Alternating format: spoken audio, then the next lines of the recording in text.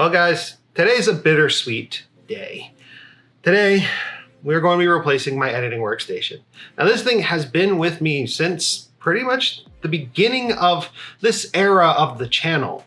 It was an all water-cooled build that I did a lot. I did hardline tubing. I've done softline tubing to it. It's just been a great little system, but it's getting old. It was using a 12-core, 24-thread processor, which is still quite good by today's standards. It had 32 gigabytes of RAM, and it was fast RAM, I'll give it that. It was also rocking a 5700 XT, and the entire thing was liquid cooled, so changing any one part wasn't easy or cheap. And the entire thing was being housed in an absolutely monolithic case, the Fractal Define 8XL. So it's time to make a change. Time to make an upgrade. We can get more cores, we can get more RAM, we can get more storage, and we can put it all in a much smaller box. And today, that's exactly what we're doing. This isn't going to be a gaming PC. This is a no compromises workstation. So we're definitely not gonna be gaming on it. Hello and welcome. My name is Wolfie. You're watching GreaterThanPie, and today we are going to be building a PC, specifically a workstation. So we're going to be focusing less on RGB flare and more on raw horsepower. So let's get right into it because I got a lot to do. I got to deploy this thing and I got to start editing on it pretty much immediately, which is kind of the worst case scenario for this kind of video because a lot can go wrong. So let's start with the motherboard. We're going to be using a tried and true AM4 motherboard. This is an X570 Crosshair 8 Hero by ASUS. This thing was pretty much like the cream of the crop for ASUS at the time. It has a lot of amazing features. It's got two different M.2 slots. We've got pretty significant power delivery, lots of RGB, but that's beside the point. BIOS flashback, BIOS flashing entirely through just some buttons on the back of the screen, along with a BIOS reset, I should say. There's a surface mounted button so that if you are having difficulty booting it, you can go ahead and press that. And there's also an on-surface reset, along with enough ports to pretty much cover just about anything that you could want to do. This is actually almost an ideal test bench motherboard. And thanks to our BIOS update, we no longer have to run the chipset. So overall, really solid motherboard. It performs very, very well, and it's been very, very trusted for many, many years on this channel. So I trust it for this upgrade. For our first thing that's already installed, we got an M.2 SSD in there. It's a Samsung 980 Pro, I believe. I'll pull up original footage of it. It's 1 terabyte. It's a good little hard drive. It's got our operating system already on it. And this should be the thing that's going to keep things from getting too disruptive with this build, since the drive is on the motherboard. So any of these other upgrades shouldn't prompt us to reinitialize Windows. For our processor today, this is a beast. Ryzen 9 5950X. This is probably the best bang for the buck multi-core chip right now. And that's because we are on AM5 these days, and this kind of got discounted quite a bit to actually well below a lot of the AM5 processors. So if you needed just raw core performance, well, you can get this. There is a new generation of AM5 that's actually going to be releasing very soon, so I would expect these chips to go a little bit further, but AMD has actually kept them on the market, and they're still fairly accessible. And with a total of 16 cores and 32 threads. If there's something that is multi-core enabled and is able to use all these cores, this thing's going to pretty much destroy it. And the core performance wasn't actually an issue with our previous CPU, but I was making the upgrade and might as well continue to upgrade further. Also, we're moving from the Ryzen 3000 to the Ryzen 5000 with this one. So with Ryzen 5000, we do get increased IPC. Now we do have a little gold triangle over here. And we got a little triangle right up there. So that's gonna set this over to the side like so. And then we can just set that down like this. Okay, processor's installed. Now for our memory, we got something a little bit special here. We went with these crucial DDR4 sticks. Each one of these is 32 gigabytes. Meaning we have 128 gigabytes of memory right here. They are overclockable to 32 mega transfers per second and have a CL of 22, which isn't the best, but at the same time, we're really more in it for the stability than the speed and the quantity. When it comes to running 4 channels of memory, running the absolute maximum speed can be actually quite difficult on a lot of processors, including the Ryzen 5000 series processors. Having these set up at a slower speed should allow them to be extremely reliable. Now we are going to alternate channels with the sticks that we have, since this is a DIMM kit of 2 each. And we're just going to do that to make sure that we don't have any issues. I did check the serial numbers on the back though, and these do appear to be manufactured at the exact same time, so it probably doesn't matter. But if you saw Linus's most recent video where he went to Taiwan, it was a factor in having the PC boot properly.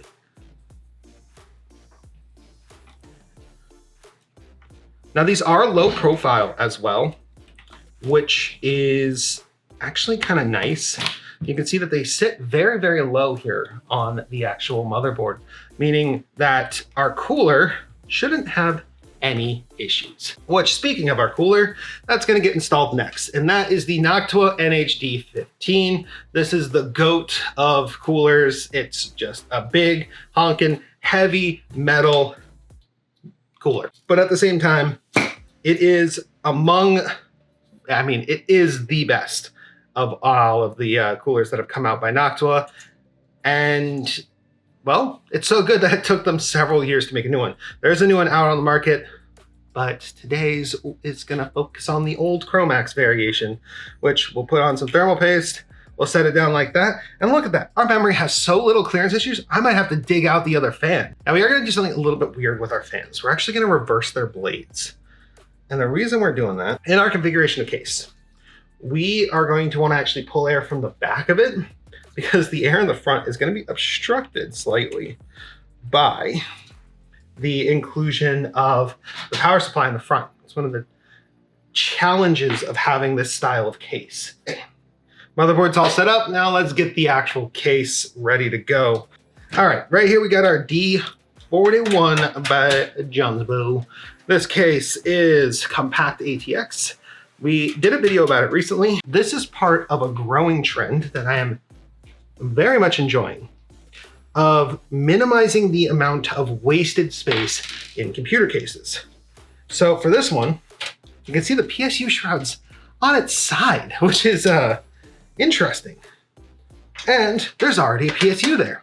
That's because I already did a test fit when I unboxed this case to make sure that my plans weren't too crazy. And since all of our cables are kind of where they need to be, I figured, why remove our EVGA Supernova 1000 watt? It's certified gold, it's modular, it's got a ton of cableage, can easily power just about anything you could throw at it. One of the best features is it does actually have individual PCIe connectors for your VGA, which means that, well, with something as big as a 7900 XTX, those 3 cables will work perfectly. Now we are gonna have to do something a little bit wonky here. Because we're installing drives, we need to take the hard drive cage out first and install them. Because if we don't, well, it's gonna get really difficult to install everything. So our PSU also got installed first because it's a big heavy piece. It's gonna be up at the top. All right, so in our drive cage, we're gonna wanna install our 2 drives and our SSD. That's right, we're gonna put it all in one. Speaking of drives, actually, I haven't really introduced them to you yet. So I mentioned that we were gonna have more capacity in this, and that's thanks to this big guy right here.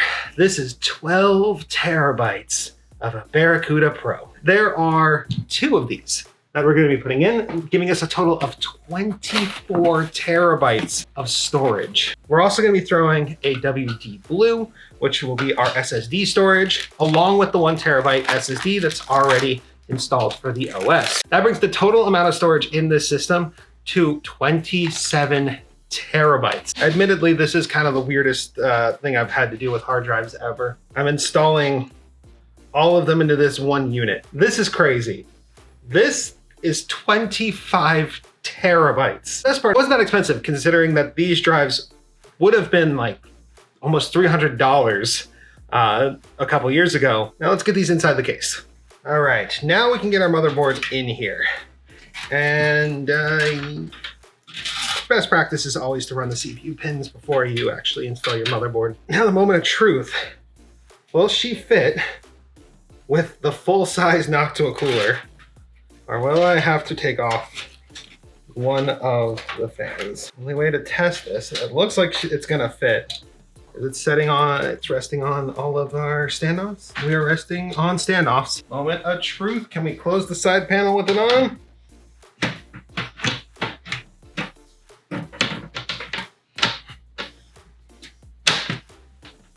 We can. We're fitting a full-size NHD15 with both fans inside this case. Our GPU for today is the RX 7900 XTX. It's AMD's best. And honestly, with its 24 gigabytes of VRAM, there probably should be no task that this PC should give any errors about running out of memory for. Oh, it's gonna be such a tight fit with everything.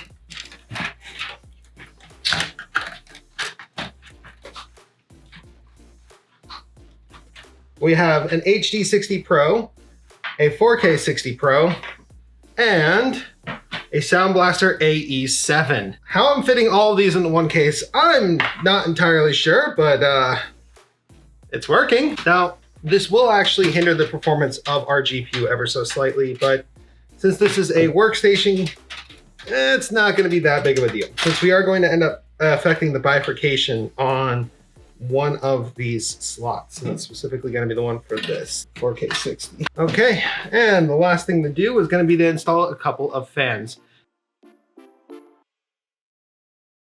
Alrighty, so the system's built. She works well. I actually rendered my first video on the system, and that's when I realized that there's a very good reason why reverse flow isn't really a thing. And yeah, let's kind of just talk about the physics of what's happening here and why it's bad. I've audibly heard the chipset fan on a number of occasions in this system already, which is not good. It means that we're generating way too much heat in this little area right here. So what's happening is because we've created an airflow path that's just kind of going from this back piece through the cooler and then up, we've created sort of a air bubble here that's keeping this air down here kind of stagnant. I thought by having the fans here, this would pull up, but it's not working out. So we're gonna turn to this, the Antec Liquid Freezer 3. This is gonna be the 240 millimeter variant. And that's because, well, if we change how the air is moving in this case, I'm 90% sure that we're going to be able to fix this problem. Because if air is just being pulled out of the top and out of the back, we're going to create a vacuum pressure that should be pulling from the front and the bottom and kind of going in this like diagonal-ish motion. There's a lot more to fluid dynamics than that, but essentially air go out and air can come in. That's how it all works. So the Liquid Freezer 240 Liquid 3 All Black Edition. So the Liquid Freezer series actually comes really heavily recommended by Gamers Nexus. So I have high hopes. It should have, yeah, look at this. This is crazy. It's got a fan right here. This actually is a fan that is going to blow air all over our VRMs. And it's literally got like a specific design so that it's only gonna pull in from the top and out the sides. It's gonna look so good. And I mean, major improvement on how this whole thing looks compared to the Liquid Freezer 2. You can see this is gonna connect to that. And then look at that. Copper base plate. If you are looking at this and thinking, man, this has got to be like a really expensive AIO, you'd be wrong. This thing actually costs like 70 bucks. I was pleasantly surprised. All right, what's in here? Oh, I forgot this came with this. If you have an Intel CPU, it comes with a contact frame for that Intel CPU so that you can actually replace the default mounting mechanism and use this instead. And then this, oh, I love you guys already so much. Fans are already installed. Oh, look at this chunky radiator. This is going to be what's going to contribute to all of the performance. It's already pre-wired. Make my life easy. It's certainly easier than Cooler Master did. I know that this whole thing is wired in a way that there's only one cable that's supposed to come off of it. I just can't find that one cable. Is it down at the bottom? We'll figure that out. All right, so this connector goes into this little port right over here. Let's see if I can get that on camera. All right, so this little port right here. Okay, not exactly notched. Looks like it only will go in one way. We'll just be gentle.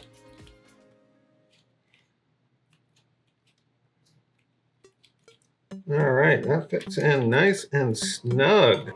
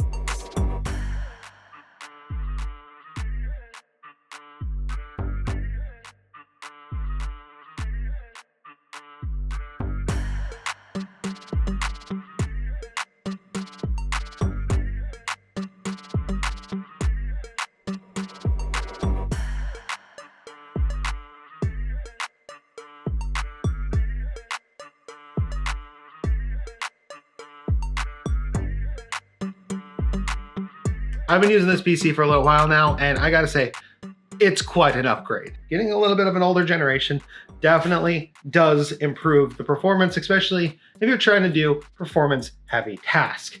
Speaking of hardcore, serious performance, here's the 3D Mark numbers. Yeah, if you wanted to game on your free time, this PC would be able to do it. And do it quite well. Cinebench R23 scored a 23,667. And yeah, those are some pretty cool synthetic numbers, but what really mattered to me was Premiere Pro. And well, let's just say it's pretty impressive.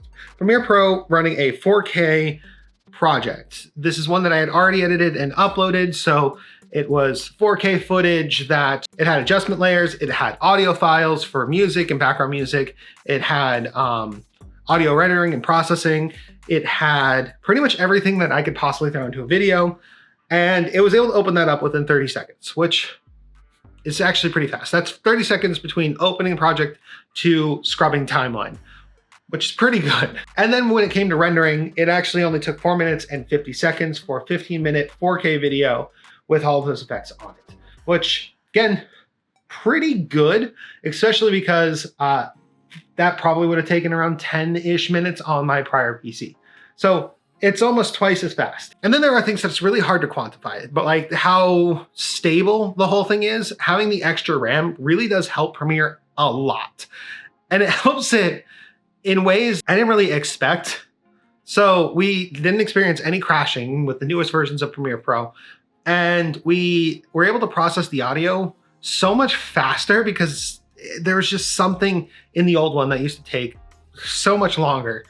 We could even run the very, very intensive enhanced audio feature. So the point is, we were able to edit faster and better on this system, which is already leagues ahead of anything I had had prior. We also did test Blender, which has Blender benchmarks. I'm going to throw those also on the screen. These are cycles per minute, which the GPU has some pretty impressive cycles per minute. Go figure, the GPU can run faster than the CPU at graphics rendering. This system's a beast. And the best part is, with the cost that I spent in upgrading the system and actually getting it to be the way it is, I wouldn't have been able to do that at all on the new platform. I wouldn't have had nearly as many cores, nearly as much RAM. And I did learn a very, very important lesson about fans and why You don't use the back exhaust fan as an intake fan. The important lesson I learned is noise. The answer is noise. It's all just noise. So overall, the system is a lot quieter now. But those drives that I put in, those big 12 terabyte drives, are pretty loud for hard drives. And I think it's just because they are extremely large. I'm not 100% sure what technology runs them. I know it's not shingled magnetic, but point is, when they're moving, you can hear it. You can definitely hear them. And I did take some steps to dampen the vibrations a little bit more.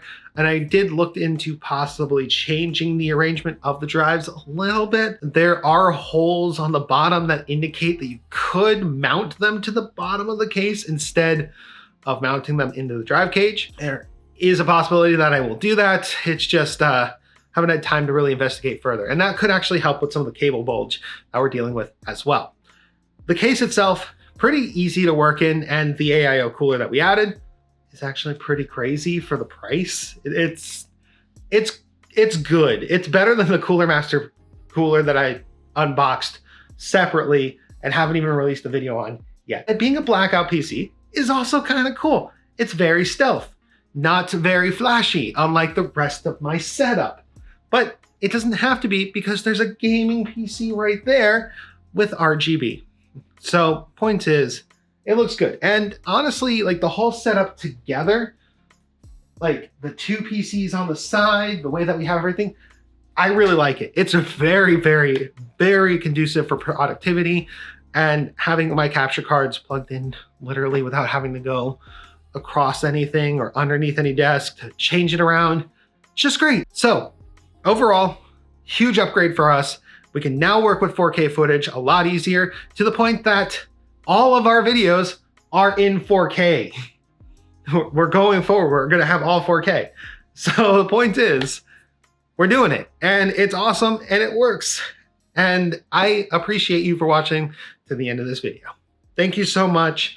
I hope to see you in the next one. Wolfie, out.